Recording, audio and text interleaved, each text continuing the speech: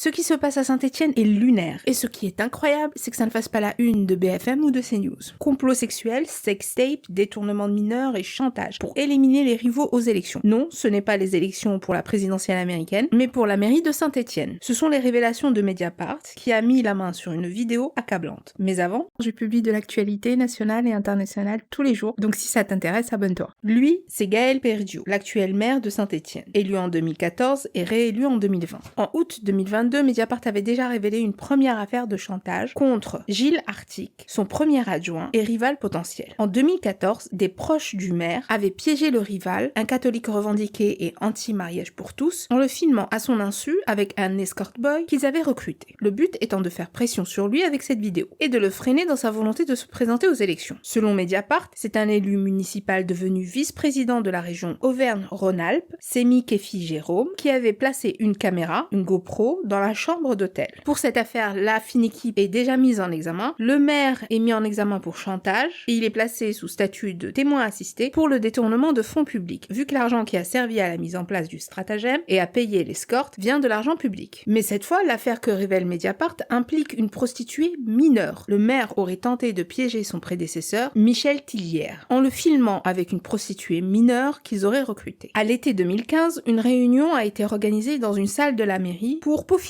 le plan. Cette réunion a été discrètement filmée. On y entend le maire, son adjoint et un communicant se mettre d'accord sur les détails. La prostituée doit avoir 16 ans et demi car ça pourrait atténuer l'impact du scandale. Elle doit être payée en cash. Dans la vidéo, le directeur de cabinet s'interroge. La gamine, c'est quoi? Est-ce que c'est une française? Est-ce que c'est une roumaine? Ou une bulgare? Est-ce qu'il sera possible de l'exfiltrer? Le maire répond: moi, la gamine, je m'en fiche. Je suis sans état d'âme. Ce qui m'importe, c'est que ça ne pète pas. Le communicant leur dit qu'il se peut qu'il se suicide en parlant du précédent maire. Et le maire répond: on est d'accord que, comment dirais-je, ensemble, le projet machiavélique n'a finalement jamais été exécuté parce que l'ex-maire qui devait en être victime s'était peu à peu retiré de la vie politique de sa ville et qu'il ne représentait plus de menace. L'adjoint du maire qui est mis en examen pour la première enquête a été licencié par le maire, non pour faute grave, mais pour perte de confiance, ce qui lui a permis de récupérer une indemnité de 35 000 €. Le communicant qui se présente lui comme un barbouze a remis la vidéo à la police le 26 septembre dernier et c'est aussi lui qui avait révélé la première affaire à Mediapart.